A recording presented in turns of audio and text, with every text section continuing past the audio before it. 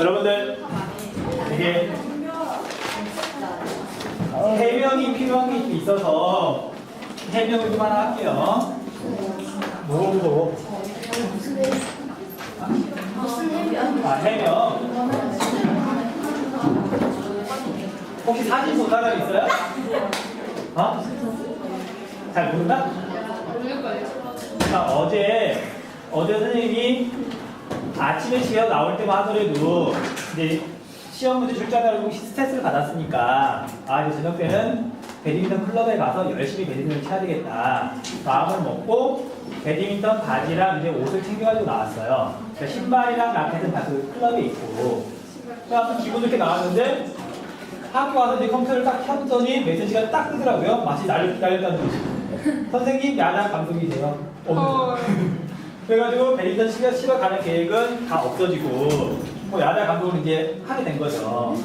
그래서 또 이제 그러고 있는데 어차피 이제 시간이 갑자기 많아진 거야. 지금 4시 끝나면 뭐 하겠어. 그래서 이제 4시 끝나고 나서 우리 이미장 선생님을 모시고 그래, 몸이나 풀겠다고 뭐 운동이 아니라 원래 배드민턴을 칠 생각이었으니까 가면 알다시피 여자애들이 몇 명 치고 있거든요. 선생님들도 이렇게 적당히 치시는 분들이 이제 가르쳐주고 있고 또 올라가서 이제 나는 옷을 챙겨가지고 올라가긴 했어요. 근데 가서 보니까 굳이 이제 신발이 이제 이거니까 배드민턴 하가 아니라 굳이 옷을 갈아입을 필요는 없겠더라고요. 여자애들이랑 쳐줄 때는 가볍게 쳐주면 되니까. 그래서 이제 그러고 놀고 있는데 이게 뭐 운명의 장난도 아니고 원래는 선생님이 거기 한 분만 계시고 게임을 잘 안 하는데 그날따라 처음 오시는 선생님이 이렇게 와 계시더라고요. 그래서 선생님 2명이 된 거야. 그 눈치를 보니까 게임을 하자는 거야.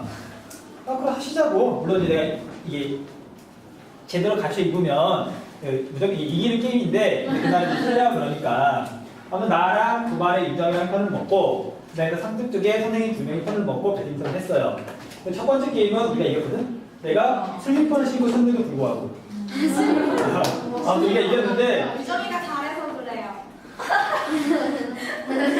너 그걸 꼭 그렇게 말을 해야 돼? 그래서 첫 번째 세트는 우리가 이겼는데 그래서 한 세트 더 하자 시간이 남아가지고 선생님들 눈빛이 달라지더니만 한 게임 이기고 가고 싶으셨나봐. 근데 그게 사고의 시작이죠. 그래서 그분들이 이제 갑자기 힘이 넘치시더니만 콕이 어려워지는 거야 잡기가. 그래서 그때 사실 받을 수 없는 콕은 받으면 안 되는 시도조차 안 했어야 되는데 앞에 콕이 떨어지더라고요. 아시죠? 선생님 다리 찢어지는 거? 그래가지고 내가 어떤 복장인지를 잠깐 망각하고 다리를 쫙 찢으면서 받았어. 받았는데 바지가 터졌어요? 그쵸, 설마가 설마지. 근데 괜찮아요. 공학일 때 많이 봤어요. 양복 바지. 동영상에 다 들어가고. 알아서 자르겠지. 괜찮아요. 그래서 어저께는 그 정장 바지를 입고 그냥 가볍게 치다가 게임도 어차피 신발이 이거니까 많이 뛸 생각이 없었거든요. 근데 그 찰나의 순간 본인은 알아요? 느낌이 와. 이게 일단 이게 어디가 찢어졌는지 잘 모르더라도 그 찢어지는 순간 이게 얼마만큼 찢어졌구나. 이건 정말 대형 사고구나. 느낌은 딱 왔는데 다행히 이게 가운데 부분이 찢어진 게 아니라 이쪽 다리 부분이 찢어졌더라고요. 근데 찢어진 게 이만큼이 찢어졌어요.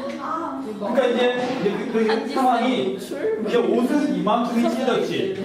그 다음에 내가 이제 갖고 있는 옷이라고는 이제 배드민턴 옷밖에 없잖아.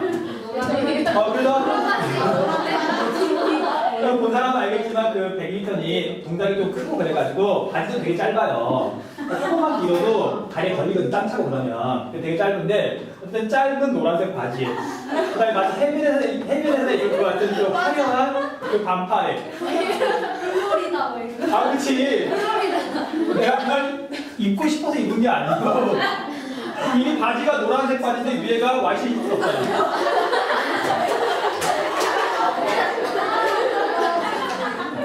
아무튼 그러고 어저께 자습 감독을 하러 갔더니 애들이 이제 난리가 난 거지. 동물의 원숭이 쳐다보듯이. 그러다가 정말 어저께 천사 같은 학생을 만나가지고 천사 같은 한 학생이 사장님 체육복 빌려드릴까요?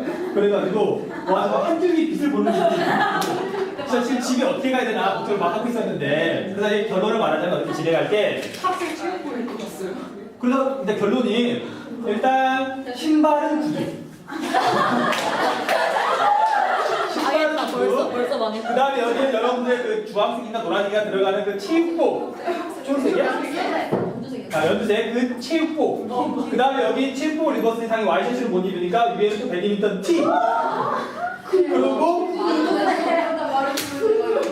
아직 그러고 이제 집에 갔는데 택시 타고 갔는데 이제 택시를 탔는데 생각해봐 그 화한 차림으로 나오는 데가 여고 앞이야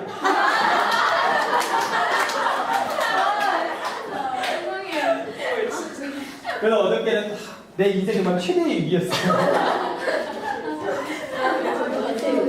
연주야. 공복이었어. 선생님들은 못 빌려달라고. 네? 누구? 선생님들은. 아까 그게 신고 가시지. 그 찢어진 시간, 그러니까 사고가 난 시간이 거의 6시간 다 됐을 때예요. 맞아. 지하로 학생 야, 근데 그게 어떤 조합도 그게 감당이 안 되더라고요. 아, 웃기도? 오! 거의 다 구두. 자, 아무튼 어저께 그런 일이 있었어요. 그래서 이게 그 반은 그 얘기를 다른 반으로 또 해명을 했더니 애가 이렇게 지금 그림을 그려줬어. 배드민턴복, 학교 체육복, 그 다음에 이렇게 구두. 그때 뭐라고 하냐면 변태 보이시 여부. 아 진짜. 그래서 어저께 참 야간 자랑 방송을 참 즐겁게 했어요. 축하해요. 자 우리 지난 시간에 어디까지 했지? 축하해요. 자, 70분까지. 자, 그럼 페이지 61페이지 한번 봐보세요. 61페이지.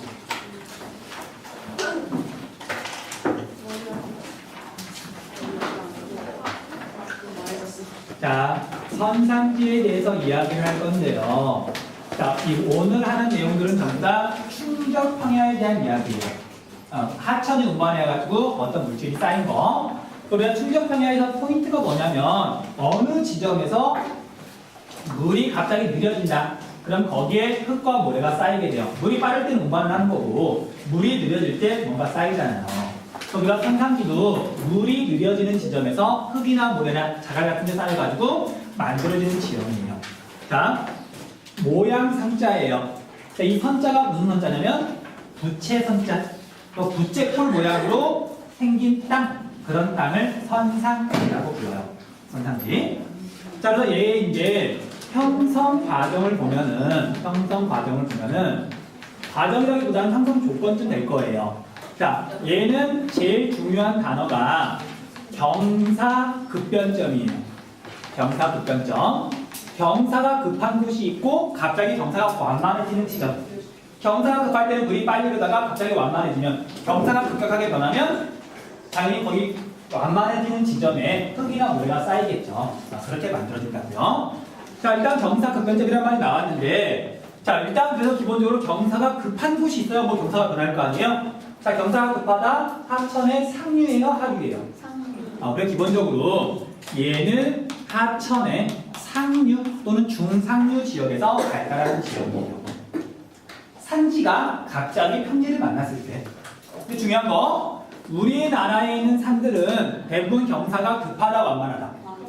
우리나라 산들은 대부분 완만하잖아요. 그럼 우리나라에는 경사급변점이 많을까, 적을까?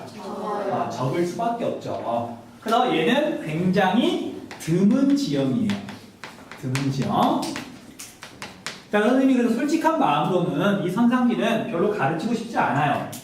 한반도에 거의 없기 때문에 자, 수능에서 나온 적이 있긴 해요. 근데 어떻게 나왔냐면 얘에 대해서 꼼꼼하게 물어보는 게 아니라 얘하고 다음에 설명할 범람원하고 어느 지형이 우리 한반도에 더 많을까? 범람원이 더 많겠죠. 우리나라 하천은 맨날 범람했으니까. 그러니까 그렇게만 물어봤지 얘에 대해서는 더 깊게 물어볼 수가 없어요. 일단 우리나라에 별로 없으니까. 특히 보세요. 여기 선상지 지형도는 69페이지 1번 지형도가 선상지 지형도예요.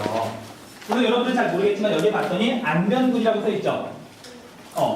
이게 시험 문제를 낼 만한 지역이 없다 보니까 이 안병구는 북한 땅이에요. 그러니까 우리가 가볼 수도 없는데 맨날 이 지형도만 나오는 거예요. 그래서 얘는 그냥 드문 지형이다, 별로 안 중요한 지형이다, 그렇게 하고 넘어가시면 돼요. 넘어가면 안 되지. 설명을 할 건데 얘네들 공부를 할 때 조금 이렇게 가볍게 넘어가도 된다고요. 물론 수업은 다 할 거예요. 자, 그래서 이런 경사급변점을 단면도를 그려보면 여기는 경사가 급한 산지, 이쪽은 갑자기 이제 경사가 완만해졌어요. 그 다음에 이쪽 지형도로 그리게 되면 이쪽은 경사가 급한 산지, 그 다음에 이쪽도 경사가 급한 산지, 여기가 이제 계곡인 거예요. 그래서 이제 얘가 비가 많이 왔을 때, 홍수가 났을 때 흙이나 모래가 막 떠내려오다가 갑자기 평지를 만나면 여기서부터 이렇게 지금 부채꼴 모양으로 흙이 쌓여 나가는 거죠. 이해돼요? 이렇게 만들어지는 지형을 선상지라고 부르더라. 자, 이 선상지는 그래서 단면들을 보면 계곡 쪽에서부터 산지 쪽에서부터 이런 식으로 흙이나 모래나 자갈이 쌓여있는 지형이에요. 이걸 위에서 보면 이렇게 부채꼴 모양이 되는 거고요. 자, 이런 선상지는 크게 세 부분으로 나누는데 얘가 별로 중요한 지형은 아니니까 이거 외우라고 지금 빨리 넘어가는 게 아니라 그냥 넘어가도 되는 부분이니까 그냥 내용만 정리하고 넘어갈게요. 시간이 아까우니까. 자, 1번 지역, 2번 지역, 3번 지역이 이렇게 있는데 여기를 선상지의 정수리, 머리 꼭대기, 선상지가 시작하는 부분 선정이라고 불러요. 그 다음에 여기 3번은 선상지가 끝나는 부분 단자를 써서 선단이라고 불러요. 그 다음에 여기 2번은 선상지의 중앙. 그러면 선중이라고 하고 싶은데 선중보다는 선앙이 더 좋은가 봐요. 그래서 선앙이라고 불러요. 선앙. 그래서 선정, 선앙, 선단 이렇게 세 지역으로 구별한다. 자, 그래서 여기에 쌓여있는 물질을 봤더니 얘는 평소에 쌓이는 게 아니라 비가 많이 오는 여름철에 쌓이는 거예요. 평소에는 이제 물이 적은 거지. 자, 그래서 선정은 계곡에서 막 흙이나 모래나 자갈이 나오자마자 쌓이는 거기 때문에 크고 무거운 것들이 주로 쌓이고요. 여기서 이제 멀어질수록 입자가 점점 작아져가지고 이렇게 변해요. 좀 극단적으로 그린 거예요. 자, 그래서 그냥 말로 하자면 여기는 자갈이나 모래 중에 굵은 게 쌓이게 돼요. 자갈이나 모래. 그러니까 선항에 가면 주로 뭐가 쌓여 있냐면 모래가 쌓여 있고요. 그 다음에 여기 선단에 가면 이제 굉장히 계곡에서부터 먼 곳이니까 주로 점토가 쌓여 있더라. 자, 이렇게 토양의 입자 크기는 농사하고 관련이 있죠. 자, 자갈이나 모래가 있는 곳에서는 어떤 농사를 짓는다?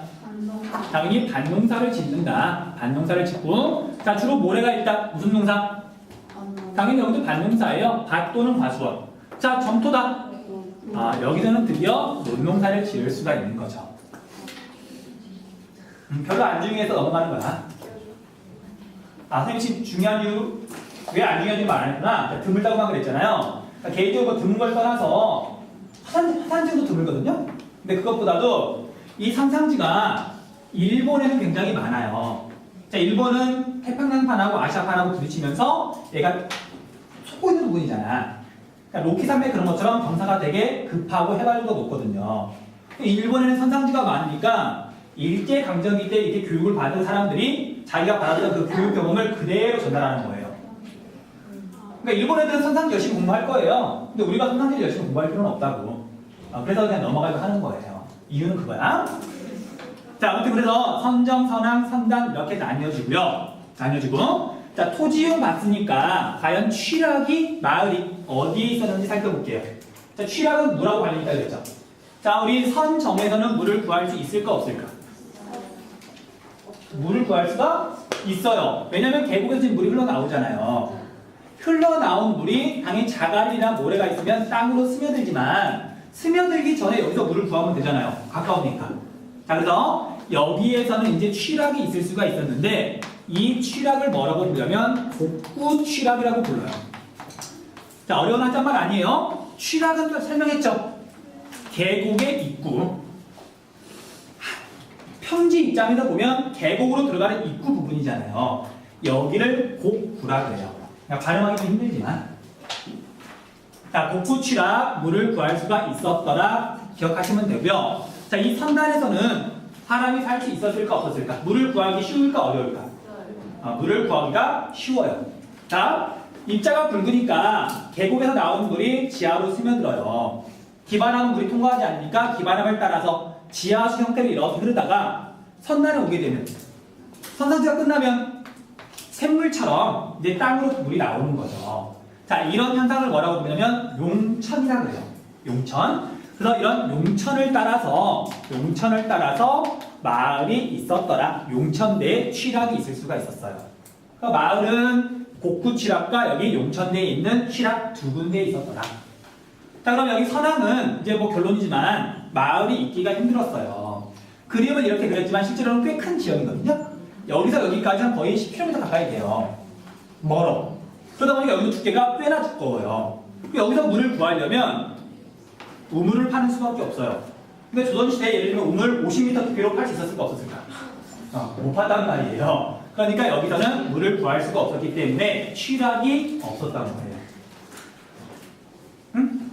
자, 그렇게만 하시면 돼요. 그 다음에 용어 하나만 정리할게요.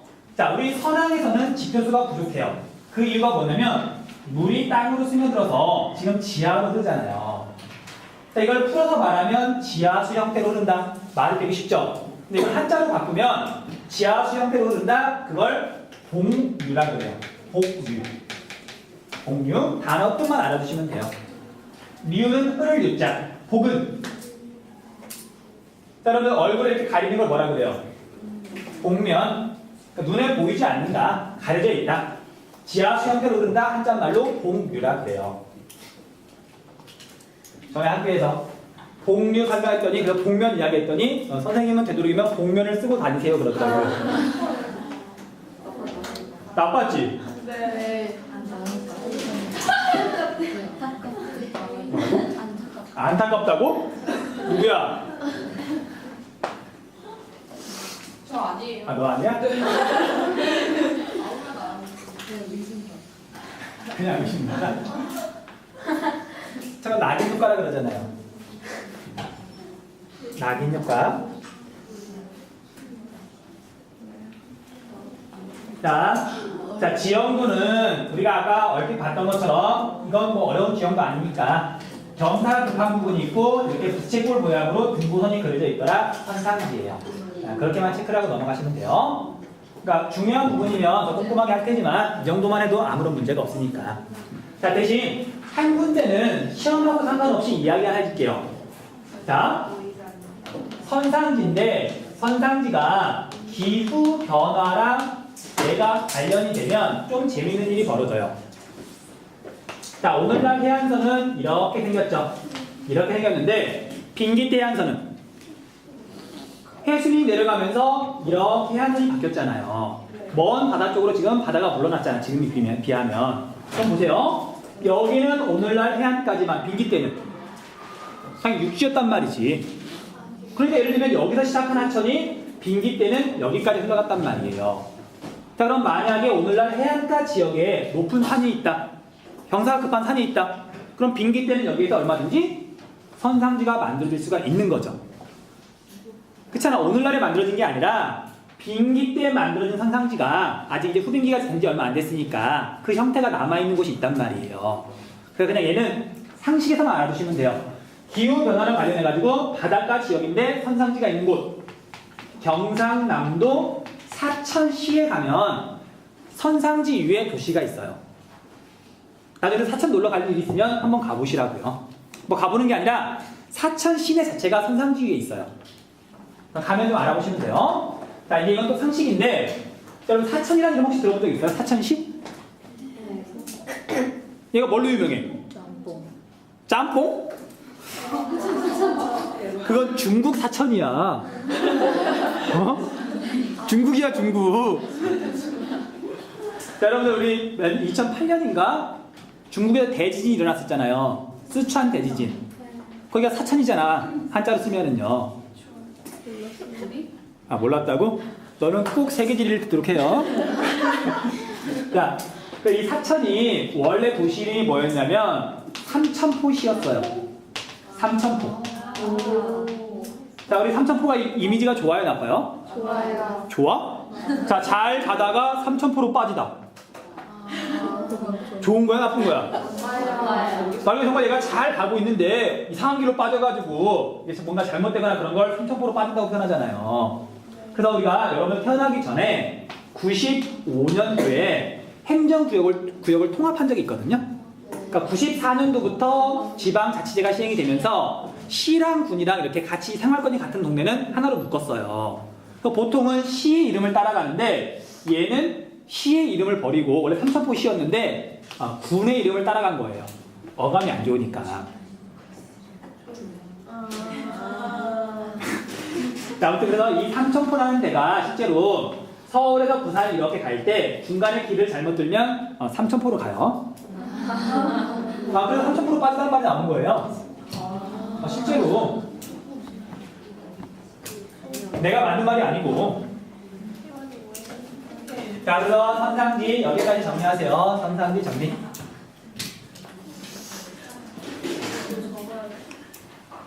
이거 적어야 되냐고요? 안 적어도 돼요.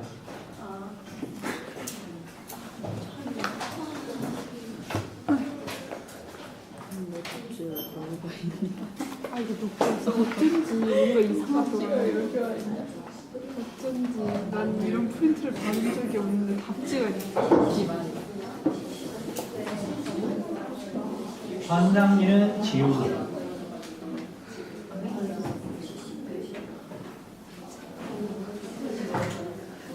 열심히 지우신다. 신기하게 생겼어. 왜냐면 여기 기후 변화도 지우.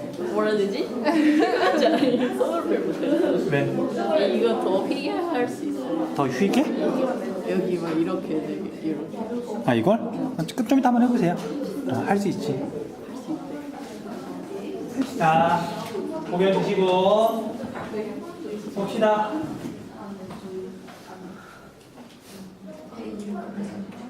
아니야, 지금 많이 외웠어.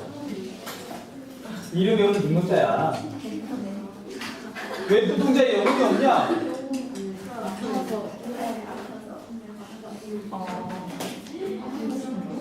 네? 자, 볼게요. 자, 이제 선상지는 아니 머릿속에 지우셔도 돼요. 말했던 것처럼 말했잖아 이거. 이미 지워졌어. 이미 지웠어. 넣지도 않았어. 넣지도 않았대. 넣지도 않았어. 자, 대신 자, 우리 범람어는 우리가 수능에서도 자주 나오는 주제예요. 왜냐면 우리나라에 굉장히 흔하기 때문에 하천 옆에 있는 평지는 꽤 많은 부분이 범람어이기 때문에. 예를 들어볼게요. 자, 몇 번 선생님이 했던 얘기인데, 자, 한강처럼 큰 강은 자유공유를 한다, 자유공유를 못한다. 못한다. 근데 한강처럼 큰 강이라 하더라도 얘가 여름철에는 옛날에 맨날 범람을 했었어요. 그 여러분 지금 오늘 서울 보면 한강 옆에 가보면 대부분 다 평평하잖아. 그 이유가 한강이 넘치면서 흙이나 모래가 같이 떠내려왔고 그게 쌓여가지고 지금 한강 옆에가 이렇게 평평한 거예요. 예를 들면 한강에서 얼마 안 떨어진 우리 이수역 한번 봐보세요. 거기서부터 내방역까지 이렇게 가다 보면 완전히 평지죠. 왜? 옛날에 거기가 한강이 넘치면 옛날에 물에 잠기던 동네예요. 한 50년 전까지만 하더라도. 어디가 평지예요? 그러니까 이수역에서 내려가는데. 우리 이수역 주변 보면 다 평지잖아. 이수에서 내방 갈 때 언덕 있지 않냐? 그러니까 물론 일부 언덕도 있지만 그거야 지금 대체로 평평하잖아요. 이수역부터 뭐 내방역 뭐 그런 동네 일대가 다 평지잖아. 선생님이 옛날에 여기 지금 방배역 근처에서 사는 살았다 그랬잖아. 실제로 몇 번 갔던 동네예요. 내방역 살아? 거기가 50년 전에는 맨날 물에 잠기던 동네예요. 지금은 물론 안 잠기지만. 자, 그래서 우리가 서울만 하더라도 그런 범람해서 만들어진 지역들이 많아요. 많아. 자, 그래서 우리나라에는 하천에 하류 지역은 전부 다 범람원이 있다고 보시면 돼요. 맨날 넘쳤을 거니까. 자, 그래서 범람원은 일단 하천의 하류 지역에 발달을 하고요. 그리고 얘는 굉장히 흔한 지역이다. 흔한 지역이다. 그렇게 알아두시면 돼요.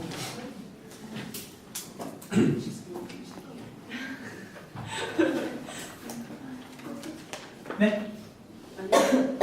자, 그럼 이제 얘 같은 경우에는 형성되는 과정을 이렇게 말로 표현하기 좀 그렇고 그림을 그리면서 이야기를 할게요. 그래서 그림만 그려놔도 아마 잊어버리거나 어렵지 않을 거예요. 자, 물이 이렇게 흐르고 있는데 얘는 하천의 하류 지역이니까 대체로 평평한 동네예요. 평지야. 그래서 하천의 단면도를 그렸더니 이제 물이 이렇게 흐르고 있고 양옆은 비교적 평지 이런 지역이란 말이죠. 그래서 이제 비가 많이 와가지고 하천에 물이 많아졌어요. 물이 많아지면 물살이 좀 빨라요. 그러니까 이제 여기 흙탕물이 돼가지고 흙이랑 모래가 막 떠내려와. 그런데 이제 얘가 더 비가 많이 와가지고 드디어 하천이 넘치는 거예요. 그러면 이제 이렇게 길로 올 때는 물이 빨리 흐르지만 넘치기 시작하면 당연히 물이 느려지죠. 조금 흐르다가 여기 물이 퍼지기 시작했으니까. 그러면 흙탕물이 넘치면서 흙 안에 있던 흙이나 모래가 쌓이기 시작하는 거예요. 자, 좀 극단적으로 그릴게요. 하천이랑 가까운 곳에서는 당연히 크고 무거운 물질이 많이 쌓여요. 넘치자마자 물이 느려지니까 곧바로 쌓이기 시작해요. 근데 우리가 점토처럼 진흙처럼 작은 건 멀리까지 떠내려가겠죠. 자, 그래서 여기서 멀어질수록 퇴적물의 양은 점점 적어지고요. 끝에 가면 정말 점토, 진흙이 쌓이게 돼요. 이게 해마다 되풀이가 된다. 그럼 강 양 옆으로 강 바로 옆에는 해발구도가 높고 강에서 멀어지면 해발구도가 낮은 이런 지형이 만들어지게 돼요. 이해되시죠?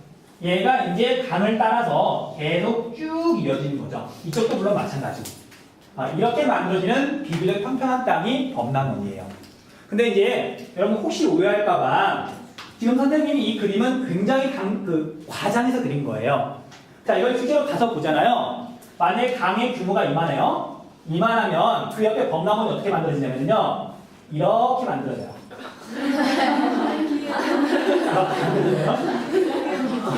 그래서 실제로 가서 보면 높고 낮은 잘 구별도 안 되고 그다음에 이제 오늘날은 다 하천 지광공사를 해가지고 모양도 많이 남아있진 않아요. 그러니까 이건 설명을 위해서 굉장히 압축이 돼 있다는 거 그거 감안하고 필기를 하셔야 돼요. 그래 헷갈리지 않아요? 자, 그래서 내용 정리할게요. 자, 이렇게 만들어진 지역을 봤더니 크고 무거운 물질이 쌓이는 지역을 1번, 그리고 작고 가벼운 물질이 쌓이는 동네를 2번이라 그럴게요. 1번, 2번. 자, 우리가 1번 동네를 뭐라고 그러냐면요. 얘가 이제 홍수가 났다가 이제 물이 빠지면 강 옆으로 이렇게 마치 뚝처럼 해발구도가 높은 부분이 쭉 이어지겠죠. 자, 우리가 뚝을 한자로 뭐라 그래요? 뚝을 한자로. 네. 댐이 아니지. 자, 뚝을 한자로 뭐라 그래? 제방. 제방. 뚝은 우리말이고 제방이 이제 한자말이잖아요. 자, 그래서 얘를 제방이라 그러는데요. 자, 문제는 얘는 인공적으로 사람이 만든 게 아니라 자연적으로 형성된 거죠. 자연적으로 만들어졌다. 자연 제방이라고 불러요. 홍수가 날 때는 물이 넘치지만 다른 계절에는 물이 적으니까 얘가 이렇게 그대로 드러나는 거죠. 자연 제방이라 그러고요. 그 다음에 2번 지역을 뭐라 그러냐면 자, 이제 물이 차올라가지고 홍수가 났어요. 그럼 여기 동네는 물에 잠기겠죠. 근데 비가 그쳐가지고 물이 빠져야 되는데 하천으로 돌아가야 되는데 그 사이에 뭐가 있냐면 자연제방이 있죠. 그러니까 여기 있는 물이 못 돌아가는 거예요. 넘치기로 넘쳤는데. 자, 못 돌아가니까 여기는 1년 내내 대부분 어떤 상태로 남아있냐면 습지, 늪으로 남아있게 돼요. 자, 그런데 이 물은 결국 하천에서 온 물이고 하천에서 봤더니 자연제방 뒤에 있죠. 자, 우리가 뒤를 갖다가 한자로 뭐라 그래요? 후 말고 후가 들어가는 한자 중에 두 글자. 후방 말고. 배후. 우리 배후 세력이란 말 있잖아. 응? 그래서 얘를 갖다가 뭐라고 부르냐면요. 배후 습지라고 불러요. 배후 습지. 그래서 우리가 자연 제방과 배후 습지를 더해가지고 여기까지가 범람원 지형인 거예요. 자, 나온 김에 마저 설명할게요. 자, 그런데 이제 우리나라 보면은 맨날 여기까지만 설명하다 보니까 애들이 우리나라 대부분의 평지는 범람원인 줄 알아요. 근데 아니야. 자, 물에 잠기는 지역까지만 범람원인 거고요. 자, 예를 들면 자, 이렇게 이제 주변에는 언덕도 있고 산도 있을 거 아니야. 자, 쉽게 말하면 여기는 지금 선생님 우리가 있는 여기는 학교가 있는 이곳은 한강이 넘쳤을 때 물에 잠겼을까 안 잠겼을까? 절대 안 잠기겠죠. 절대 안 잠기지. 그래서 여기를 3번이라 그럴게요. 자, 여기는 범람원이 아니고 하천 주변만 범람원이고 실제로는 이런 언덕들이 훨씬 우리나라에 많아요. 자, 만약에 여기 학교가 없으면 여기 농사를 지을 수 있었을까 없었을까? 없었어요. 사실 여기 집도 없고 만약에 이제 그냥 일반 자연 환경이다. 그럼 여기 이런 데서는 농사를 지을 수가 있어요, 없어요? 없을 것 같아. 이 정도 경사하면 당연히 농사를 잘 지을 수가 있지. 단농사 지으면 되잖아요, 논이 아니더라도. 여기 뭐 관악산도 아니고 이 정도 되면 다 농사 여기 이런 데서 농사를 대부분 지었단 말이에요. 이해돼? 그래서 이런 곳을 뭐라고 부르냐면요, 우리가 있는 이런 곳을 오랫동안 침식을 받아가지고 언덕이 됐다. 구름성 침식평야라고 불러요. 침식평야. 자, 또는 이걸 그냥 줄여가지고 구릉지라고 부르기도 해요. 구릉지. 그거 당연한 얘기지만 1번, 2번, 3번이 이렇게 있으면 선사시대 때 사람들이 가장 먼저 살기 시작한 동네는 어디일까? 강은 1번은 여름철에 비가 많이 오면 넘쳐가지고 홍수 피해가 있는 곳이에요. 문막 같은 거 지었는데 해마다 이게 다 쓸려 나가는 부분이란 말이야. 또 원시인들은 여기 제일 먼저 살았고요. 그 다음에 인구 밀도가 늘어나면서 사람이 이제 강 옆으로 살기 시작해요. 1번하고 2번 중에 어디를 먼저 살았을까? 당연히 1번을 먼저 살았겠죠. 그 이유는 좀 이따 설명을 해줄게요. 일단 설명하면 알게 되니까 설명할게요. 갑자기 당황스러운데? 한치 망설임 없이 2번이죠. 자, 자연재방하고 배우습지하고 특징 정리할게요. 1번하고 2번하고 적으시고요. 특징을 봤더니 첫 번째 해발 고도 한번 볼게요. 해발 고도. 해발 고도는 자연재방이 높다, 배우습지가 높다. 자연재방이 더 높다. 여기가 해발 고도가 높고요. 여기가 해발 고도가 낮다. 선생님이 말한 것처럼 뭐 어마어마하게 높은 거 아니에요. 거의 티는 안 나지만 아주 살짝 높아요. 어쨌든 높아. 자, 그 다음에 해발 고도가 높다 보니까 홍수 피해, 여름철에 비가 많이 왔을 때 홍수 피해는 어느 쪽이 더 컸을까요? 자, 이제 이게 중요하죠. 홍수 피해는 자연 재방이 적고요. 적다. 그 다음에 배우습지 부분이 홍수 피해가 굉장히 컸던 부분이에요. 적다, 크다. 자, 그 이유 설명할게요. 자, 여기는 대체로 지금 경사가 완만한 평지 지역이잖아요. 여름철에 이제 물이 차올라가지고 넘칠 때 물살이 그렇게 빠르지 않아요. 그냥 물이 이게 무릎 정도로 차오르면서 그냥 찰랑찰랑하면서 넘치는 부분이에요. 그러니까 물이 뭐 쓸고 가고 그런 건 아니고 그냥 물에 살짝 잠긴단 말이지. 근데 문제는 여기 배우습지는 넘어간 물이 쉽게 말하면 이렇게 보이는 부분이에요. 주변 그 구릉지 사이에 물에 완전히 잠기는 지역이에요. 그러니까 여기는 홍수 피해가 굉장히 큰 거죠. 그러면 가끔 이제 뭐 지금은 그런 게 거의 없지만 여름철에 비가 굉장히 많이 내려서 홍수가 났어. 이게 막 방송에 나오기도 하고 그러잖아요. 그럼 막 지붕까지 물에 잠기고 막 지붕 위에 돼지 올라가 있고 그런 동네는 전부 다 배우습지 지역이에요. 여기는 그렇게 물에 잠기지 않아요. 이해됐어요? 그러니까 홍수 피해는 이쪽이 상대적으로 적고요. 이쪽이 상대적으로 크더라. 자, 그러다 보니까 전통 취락은 마을은 어디에 있게 있을까?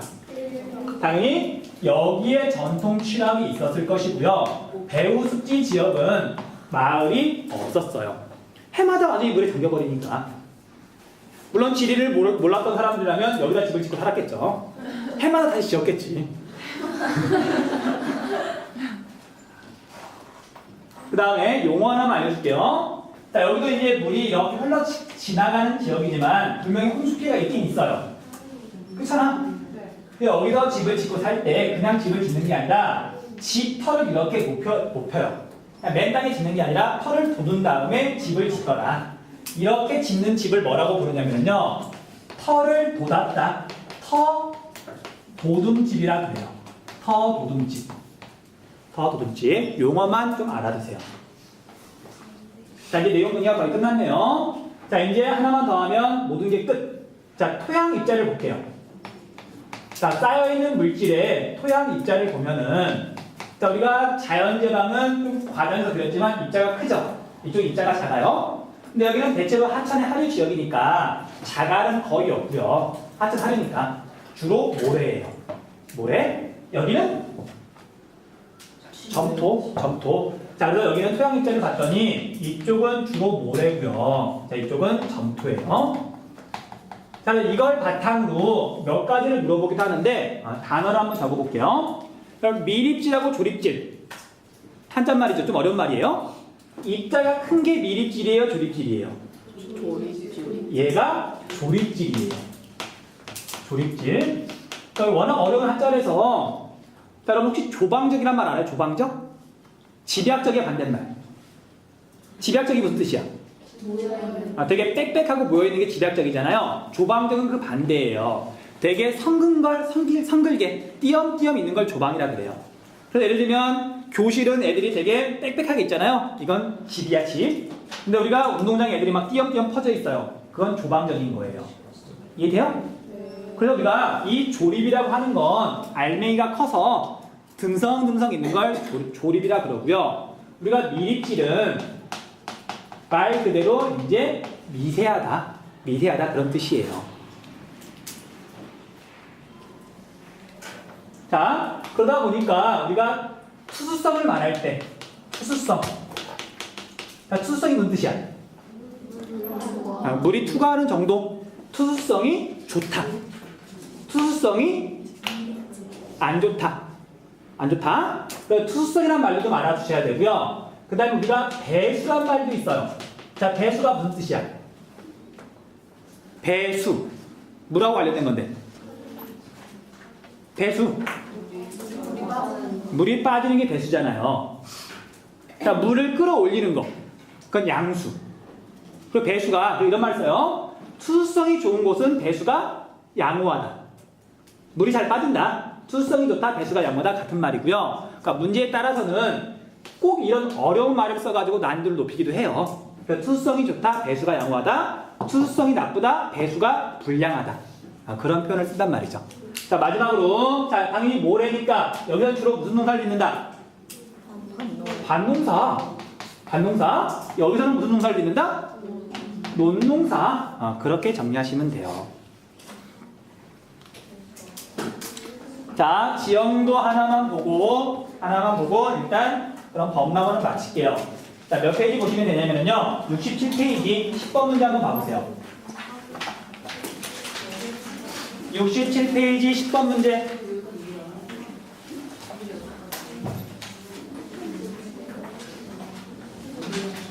네. 홍수피해가? 그러니까 잠깐 보세요. 자, 여러분들 어떻게 보면은 하천 바로 옆에니까 홍수피해가 클 것 같잖아요. 그래서 할 수 있단 말이야. 근데 그렇지가 않고요. 우리가 평야 지역에서 홍수라고 하는 건 물에 잠겨서 있는 피해예요. 그러니까 우리 홍수는 산에도 나요. 우리가 강원도에서 홍수피해가 되게 많거든요. 거기는 경사가 급하니까 물에 잠겨서 홍수가 나는 게 아니라 그냥 계곡 자체가 쓸려 내려가요. 그러니까 거기는 이제 빠른 물살 때문에 피해를 입는 거고 평야 지역은 물에 잠겨서 피해를 입는 거예요. 그러니까 말했던 것처럼 이제 옛날에는 비가 오면 이제 물이 점점 높아지다가 이렇게 넘치기 시작할 거 아니에요? 그러니까 여기는 물이 넘치는 지역, 그냥 흘러가는 지역이에요. 그러니까 홍수 피해가 적은 거고요. 여기는 이제 말 그대로 자연 제방하고 주변에 있는 구릉지 사이하고 물에 아예 잠겨버리는 지역이잖아요. 여기가 홍수 피해가 크다고요. 이해되시죠? 자, 그래서 내용을 정리할게요. 지형도를 보면서. 자, 우리가 10번 문제 지형도를 봤더니 일단 하천이 크게 그려져 있으니까 하천하고 관련된 문제예요. 근데 하천 옆에 봤더니 등고선이 별로 없고 논이나 기호가 많죠. 자, 얘는 자유공유하천이에요? 가미공유하천이에요? 자유공유하천이야? 가미공유하천이야? 당연히 자유공유하천이죠. 가미공유하천은 양옆이 산, 깊은 골짜기를 이루니까 가미공유하천 주변에는 농경지가 별로 없어요. 그렇잖아? 특히 논은 거의 없어요. 만들기가 힘드니까. 그래서 지형도를 봤더니 어쨌든 하천 주변에 농경지가 많고 대체로 등고선이 별로 없으니까 얘는 일단 자유공유하천인데, 자, 우리가 하천 옆에 봤더니 이런 식으로 기후가 있죠. 이 기후가 뭐라고 했죠? 제방인데 인공제방. 자, 자연제방은 기후가 없어요. 인공제방만 이렇게 표시를 하는 거예요. 자, 당연히 인공제방을 쌓을 때 멍청하게 여기다가 제방을 쌓진 않겠죠. 여기다 제방을 쌓겠지.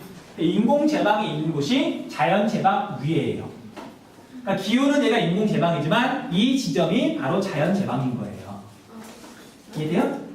그러니까 기호는 분명 인공제방이야. 근데 이 지점이 자연제방이더라. 자, 그럼 볼게요. B가 여기고 A가 이쪽이죠. 하천에서 멀리 떨어진 데가 A잖아. 여기가 지금 B고요. 여기가 지금 A예요. 봤더니 여기에는 지금 어떤 기호가 있냐면 닷 기호가 있고요. 하천을 따라서 자연제방. 그 다음에 하천에서 멀리 떨어진 곳 이곳에는 지금 논 기호가 있죠. 이쪽이 배우수지. 자, 거기 들어오세요. 자, 그럼 우리가 그래서 이게 교재에 보면 조사 방법 쭉 나오잖아요. 자, 이거 한번 판단해 볼게요.